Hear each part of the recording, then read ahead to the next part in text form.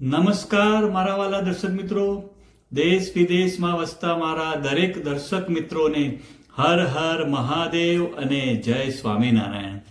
મિત્રો, જો તમારે 125 વર્ષ સુધી નિરોગી રહેવું હોય તો, અને એક પણ દવા ખાધા વગર, અને મિત્રો એક પણ ઓપરેશન કર્યા વગર, તો આ ખાવાની થાળી છે જે તમને 125 વર્ષ સુધી નિરોગી રાખશે.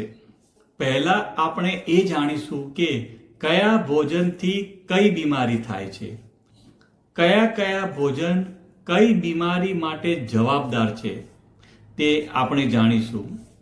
મિત્રો, 99% બીમારીઓ ગલત ખાવા પીવાથી થાય છે.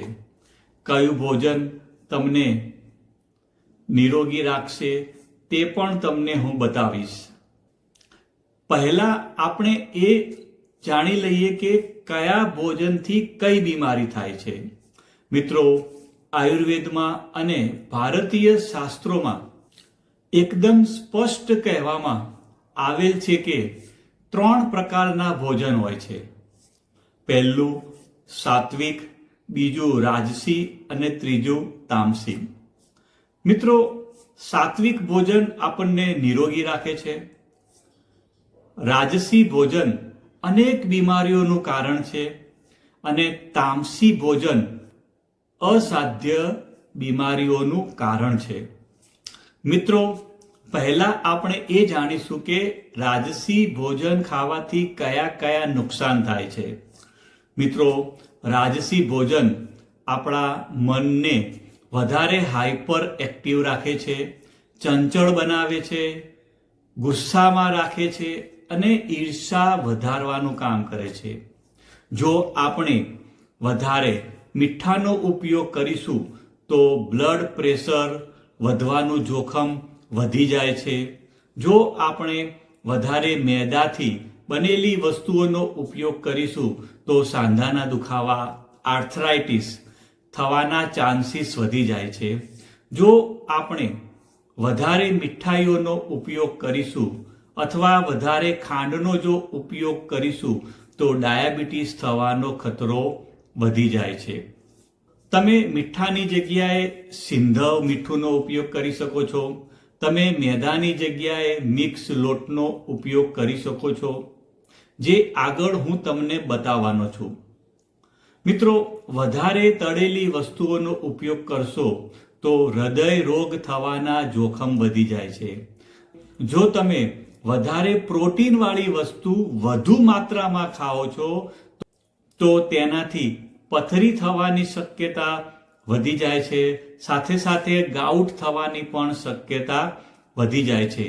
અને વધારે તમે મિલ્ક પ્રોડક્ટનો ઉપયોગ કરશો તો અસ્થમા, દમ, ફેટી લીવર, પીસીઓડી વગેરે થવાની શક્યતા ખૂબ જ વધી જાય છે.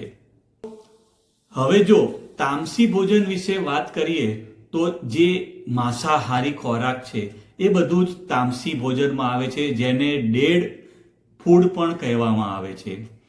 જો આપણે વધુ પ્રમાણમાં છોલે, રાજમા, પનીર અને હેવી પ્રોટીનનો ઉપયોગ કરીશું તો શરીરમાં વાયુ પ્રકૃતિ વધી જાય છે, કમરમાં દુખાવો વધી જાય છે.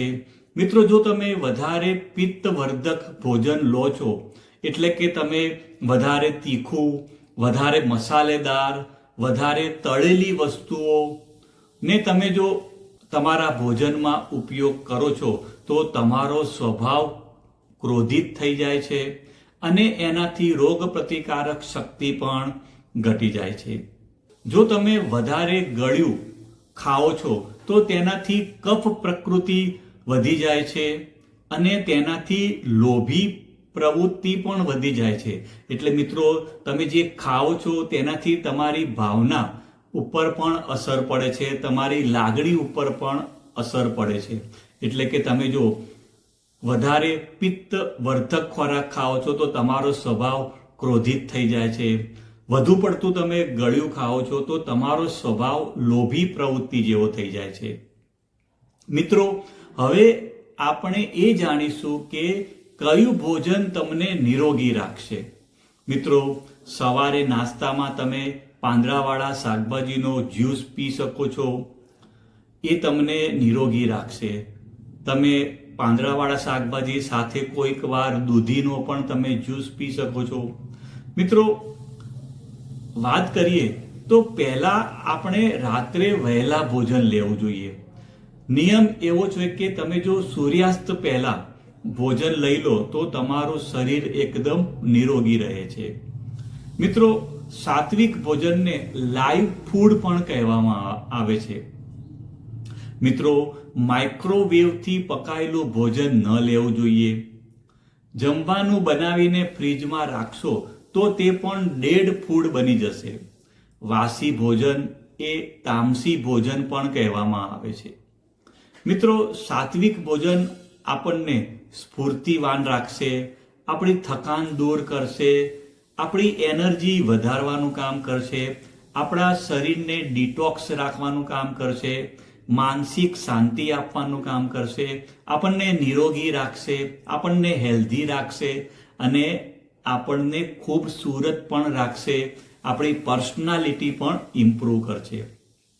મિત્રો, તમે નાસ્તામાં લીલા પાંદડાવાળા શાકભાજીનો જ્યુસ પીઓ.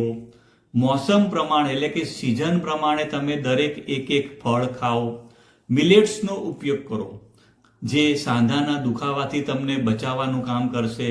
સાથે સાથે ગેસ, એસિડિટી અને કબજિયાતથી પણ બચાવવાનું કામ કરશે. મિલેટ્સની વાત કરીએ તો તમે બાજરી, જુવાર, મોરૈયો, ચેણો, કાંગ, આ બધા મિલેટ્સ કહેવામાં આવે છે.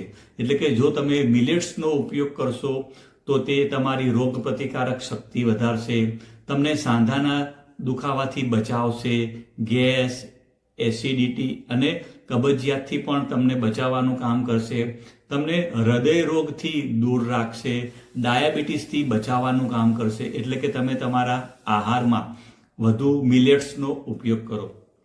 મિત્રો, તમે સવારે પલાળેલા ડ્રાય ફ્રૂટ્સ ખાઓ. ખાસ કરીને તમે બદામ છે તો એને રાત્રે પાણીમાં પલાળી સવારે ઉપરની છાલ નીકાળી અને તમે ખાઈ શકો છો. તમે રોજની 4 થી 5 બદામ ખાઓ, 1 થી 2 અખરોટ ખાઓ, એકાદ અંજીર ખાઓ, તો પણ એ તમારા શરીરને એકદમ ફિટ, નિરોગી રાખશે. સાથે સાથે તમારી રોગ પ્રતિકારક શક્તિ પણ વધારશે. સાથે સાથે તમે ફણગાવેલા કઠોળ પણ ખાઓ, એ પણ તમને એકદમ નિરોગી અને હેલ્ધી રાખવાનું કામ કરશે. અને તમારી ફિઝિકલ એક્ટિવિટી પ્રમાણે તમે દૂધ લો. મિત્રો, હવે આપણે નિરોગી થાળી વિશે વાત કરીએ તો તમે સિઝન પ્રમાણે એક શાકભાજી લો, મગની દાળ ખાવાનું રાખો, 2 થી 3 રોટલી ખાવાનું રાખો. તમે તમારા થાળીમાં ધાણાની કે ફુદીનાની ચટણી પણ લઈ શકો છો. તો મિત્રો, આ એક પ્રકારનું નિરોગી શરીર રાખવા માટેની થાળી છે. જો તમે આ પ્રમાણે તમારા આખા દિવસનું દિનચર્યા કરશો તો ચોક્કસ તમે લાંબુ જીવી શકશો, એ પણ 1 પણ રૂપિયાની દવા ખાધા વગર. મિત્રો, જો તમને મારો વિડીયો સારો લાગ્યો હોય તો લાઈક કરવાનું ભૂલતા નહીં અને બીજા મિત્રોને શેર પણ કરજો.